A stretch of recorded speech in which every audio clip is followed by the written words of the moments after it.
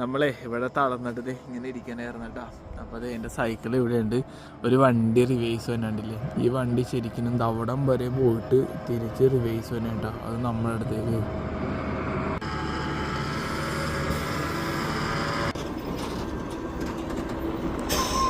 मैं तो केरला से हो। केरला से हो?